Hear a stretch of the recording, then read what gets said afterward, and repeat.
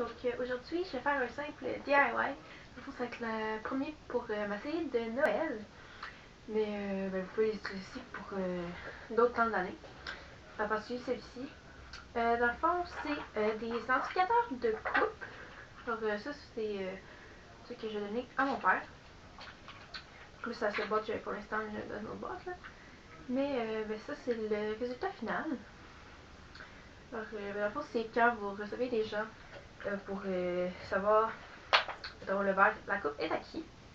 Que, vous allez savoir c'est quoi là, mais vous l'installez sur le verre puis vous mémorisez la couleur que vous avez.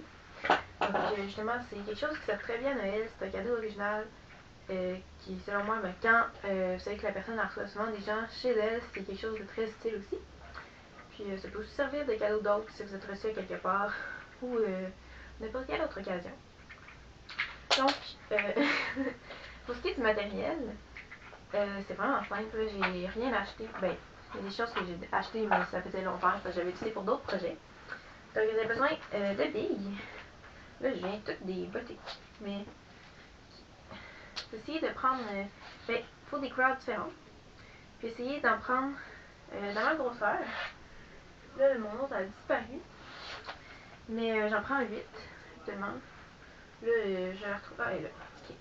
Fait que 8 billes de même grosseur, de couleurs différentes.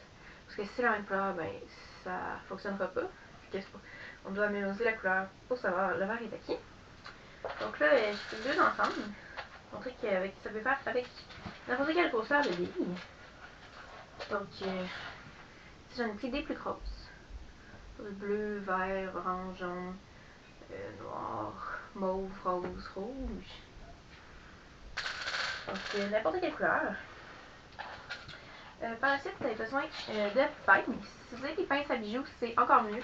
Mais moi, j'en avais pas, donc j'ai pris dans les outils. Donc, comme une pince pour aplatir ou bien pour plier.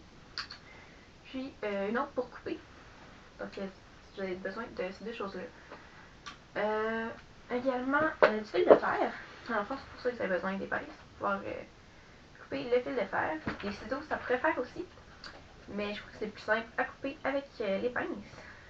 Et puis, dépendamment de la solidité de votre fil.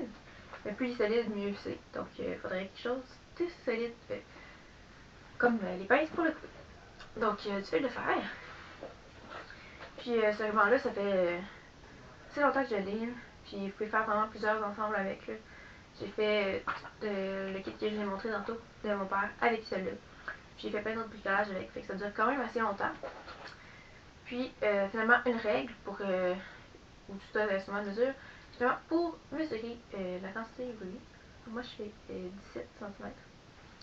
Bref, c'est pas parfait, pas exactement la même mesure tout le temps. Mais c'est pour que ça se ressemble le plus possible. Donc, je vais commencer parce que sinon, je sais que je vais m'éterniser et je vais parler. Comme d'habitude, ça va être long. Donc, vous mesurez la quantité de fil que vous voulez. Puis, oui, là, je sais que je le fais assez long, mais c'est parce que je le plie en deux après. Que ça soit assez solide. Donc, c'est ça, je vais commencer par le prendre. Puis, pour le plier, je commence par joindre les bouts pour être sûr que c'est égal. Donc, je joigne les bouts. J'aplatis un petit peu. Là. Je le plie. Puis là, ça fait comme des espèces de petites boucles. Fait que c'est pour ça que j'utilise des pinces de pliage. Ou j'ai aucune idée comment ça s'appelle, mais j'utilise pour plier. Donc là, j'écrase un peu la boucle. Bon, je mets l'horizontale et je l'écrase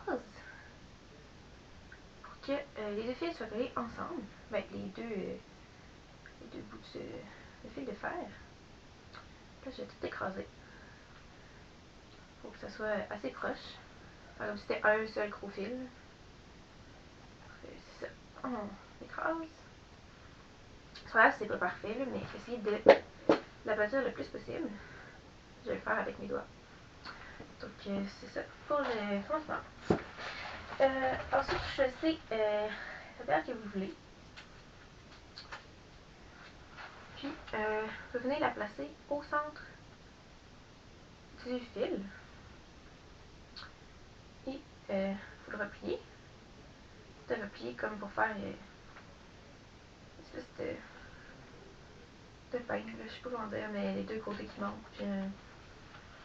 Puis ensuite, vous le twistez dans le milieu pour que la perle ne bouge pas. Vous pouvez, si ça te tente, faire avec des pierres mobiles, ben, ce que je veux dire, c'est que vous n'êtes pas obligé de le twister. Mais ça va se promener, là. Fait que je préfère que ce soit comme ça. Fait que ça débarque pas. Puis ensuite, je viens ici comme ça, plier. Bon, je le pousse, je fais comme un rond pour installer, qui va permettre d'installer l'identificateur sur la coupe. Donc encore là, c'est pas grave si le rond n'est pas parfait. Je vais essayer de le faire le plus beau possible. Donc ça donne à peu près ça. Puis c'est tout. Fait que ça vous en donne un. Puis faites la même chose avec les 8 autres. Puis après ça, ça éteigne pas le verre là. Je fais juste attention de passer, si vous avez vraiment peur de briser votre verre, de passer le côté qui est la courbe en premier. Mais tu sais, moi c'est des verres pas tant chers. Donc c'est pas tant grave. Mais puis ça laisse pas de marque. Fait que c'est correct. Donc c'est ça que ça donne. Ça prend ça prend même pas 10 minutes à faire, donc c'est vraiment rapide. Puis c'est un très bon cadeau à donner. Donc là, ben, je vais faire les 7 autres. Puis ben, c'est ça. Donc j'espère que vous avez apprécié ce bricolage. C'est simple, le DIY, l'identificateur de verre. Puis moi, je sais pas si je l'ai dit, mais c'est ça que je vais donner à mon père pour Noël. C'est un cadeau qui se donne super bien. Là. Vous avez juste à prendre comme une boîte à bijoux en long. Mettre dedans. Ben moi, c'est ça que je vais faire. J'ai essayé de trouver une de ces boîtes-là. Donc c'est ça, j'espère que vous avez aimé. Si oui, vous avez à donner à liker la vidéo, le partager sur votre page, n'importe où. Écrivez dans les commentaires si vous avez d'autres suggestions de vidéos que vous aimeriez que je fasse. Ça va me faire plaisir de vous lire et de vous répondre. Puis ben, on se voit dans la prochaine vidéo. Bye bye!